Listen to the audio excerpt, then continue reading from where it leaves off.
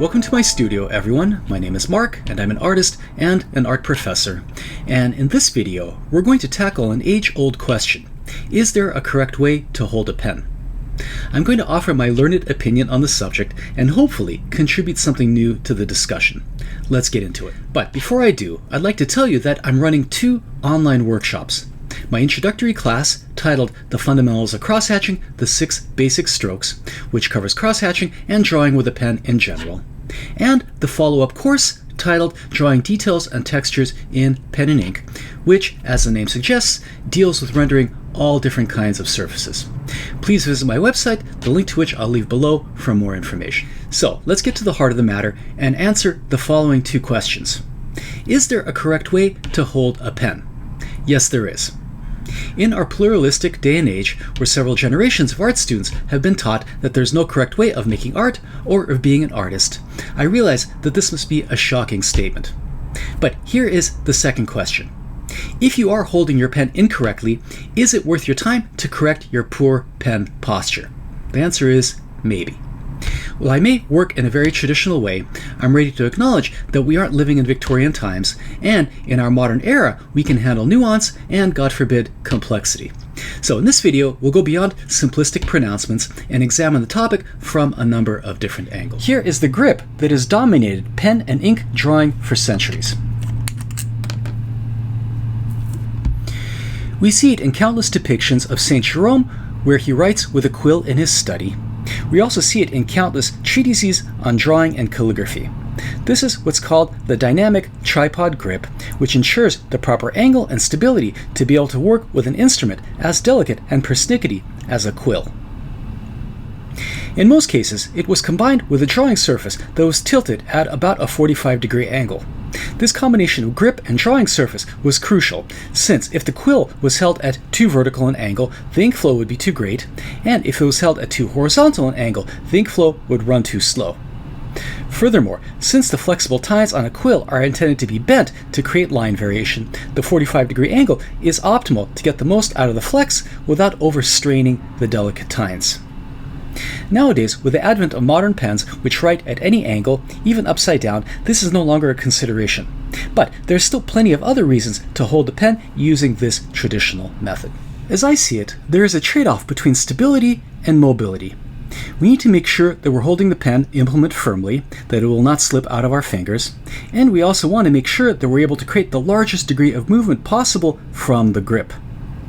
The minimum amount of fingers required to hold a pen is 2, and we occasionally see this pinch grip in paintings of people holding a quill.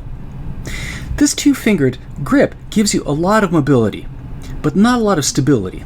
Using this grip, I'm able to draw a very large circle. Let's do it.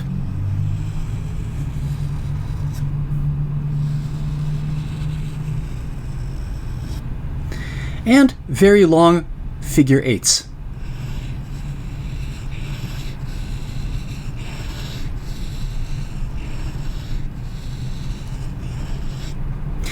However, both the circle and the figure 8s are sloppy in places, and uneven due to my struggle to maintain control over the pen. Using more fingers to hold the pen adds to the stability, but starts hindering the mobility. The dynamic tripod grip involves 3 fingers, so the range of movement is still fairly good, but hindered slightly. So I can draw a circle, but it's going to be slightly smaller than the one using the pinch grip.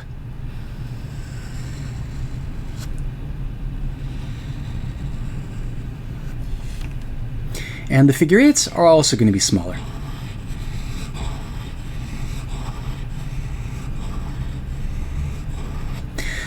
However, both the circle and the figure 8s in the dynamic tripod grip are more accurate because of the increased stability of this grip. Other grips, such as the quadrupod grip, where 4 fingers are used to hold the pen, add to the stability at the sacrifice of mobility. So if I try to draw a circle using the quadruped grip, let's give it a shot.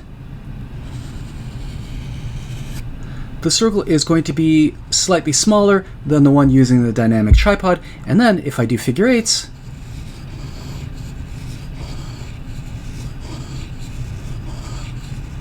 they're also going to be slightly shorter than the ones using the dynamic tripod. However, adding an additional fourth finger to the grip confers no advantages, since 3 is perfectly adequate to maintain control over the pen. Don't believe me? Try it for yourself with a few different grips by drawing some circles and figure eights to see which gives the largest range of motion and control. Now, you may say, but we don't always draw with our fingers and our wrists. Sometimes we have to engage our shoulders. That is very true. Often when drawing very straight lines or long curves, we draw from the shoulders as opposed to the wrist. In such cases, perhaps the grip is not as important, and one can draw from any grip one chooses. But in most cases, drawing requires you to switch between short and long strokes quickly, or transition from a line drawn from the shoulder to a line drawn with the fingers and the wrist.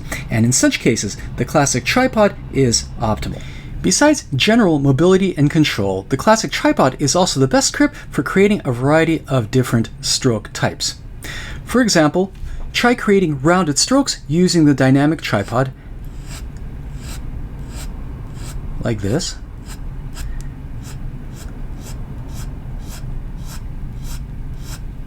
And then try doing it with a number of other grips, let's say the quadrupod. You'll find it considerably more difficult to create rounded strokes this way with control. And lastly, if you're using a flex pen like this one, which creates line variation through pressure, the tripod grip is best for creating thick and thin strokes in every direction. Why? Because I can rotate the pen in the direction that I want. So if I want a thick and thin stroke going this way, I can very quickly rotate the pen this way, or this way, or this way. Whereas with other grips, it becomes an increasingly more difficult issue. You might say, we're talking about art, and in art there are no rules. But consider that drawing, besides being a creative endeavor, is in part a physical activity, which involves body mechanics in which there are some universal realities. And in just about every athletic endeavor, there's usually an orthodox, prevailing way of doing things, and then there are a few examples of athletes doing things successfully in an idiosyncratic way that somehow manages to work for them. Perhaps these athletes learn the orthodox way of doing things before developing their own weird style. But who knows, maybe they never learned the correct way at all. Whatever the reason, these people are usually incredibly talented outliers, and this is not a reason for the majority of beginning artists to grab a pen however they like. My advice is learn things the correct way, but also experiment with other ways of doing things in the off chance that they work better for you. Because I guarantee that for every one person that succeeds in their endeavor using some weird, unorthodox method, there are an untold number of people who fail because of their inability to learn correct technique. If you're already using the classic tripod to draw, congratulations. But here is where that pesky nuance and complexity comes in, because if you're only using the tripod, then you're missing out, because we're artists and not calligraphers, and therefore not limited to fancy lettering and flourishes. For examples, there are variations on the classic tripod grip where you hold the pen farther back, which allows you to increase the length of the stroke. So with a classic tripod, we can create strokes this length. And then if we hold the pen farther back, we can increase the length of the stroke, which diminishes your control over the pen slightly. But in some situations, works better. Then there's also this variation, where the back of the pen rests in the palm of your hand, as opposed to the thenar space.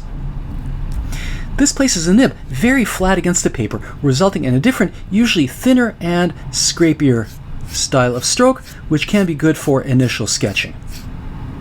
There's also this variant, where the pen is held at a more vertical angle, like this, which can also create a different kind of line quality. And then there's also this variation on the tripod grip, where the pen is essentially upside down, which again creates a very different kind of line.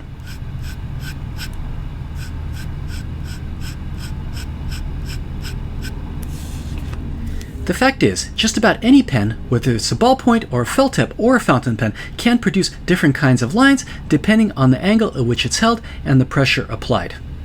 A felt tip pen, for example, an instrument that is not designed for line variation, will put down a very fine line when held at a flat angle, something that's very good for light sketching. Fountain pens in particular have a lot of variation, not just in size, line width, and flexibility, but in the geometry of the tipping. Some nibs, for example, will put down a thinner line when the nib is flipped upside down, or create a different kind of line when held at different angles.